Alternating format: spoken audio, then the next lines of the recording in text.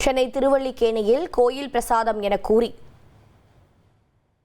பால்கோவாவில் மயக்க மருந்து கொடுத்து நகைகளை திருடிய பெண்ணை போலீசார் கைது செய்தனர். திருவல்லிக்கேணி சின்னப்பா தெருவைச் சேர்ந்த மாலத்திரி என்பவரின் மனைவி சுஜாதாவிற்கு பழக்கமான பெண் ஒருவர் வீட்டிற்கு வந்து கோயில் பிரசாதம் என கூறி பால்கோவாவை கொடுத்துள்ளார். அதை சாப்பிட்ட சில நிமிடங்களில் சுஜாதா மயக்கமடைந்தார். அவருடைய கணவர் வீட்டிற்கு வந்து பார்த்தபோது மனைவி அணிந்திருந்த நகைகள் காணாமல் போயிருப்பது கண்டு அதிர்ச்சி அடைந்து ஜாம்பஜார் காவல் நிலையத்தில் புகார் கொடுத்தார்.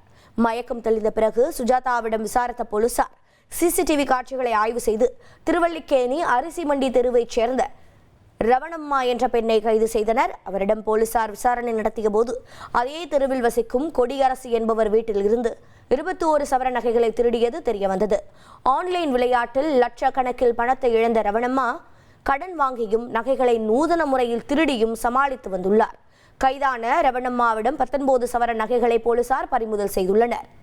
1,25,00,000 மனங்களை வென்ற தந்தி டிவி யூடியூப் சேனல். தவிர்க்க முடியாத தம்ப்நெயில்ஸ், கலக்கலான கான்டென்ட்ஸ். நீங்களும் இந்த குடும்பத்தில் இணைய இப்பவே சப்ஸ்கிரைப் பண்ணுங்க. அசுரபலம் கொண்ட எங்கள் டிஜிட்டல் கரங்களில் உங்கள் விளம்பரங்களை சேர்க்க வாட்ஸ்அப் பண்ணுங்க 8939883838.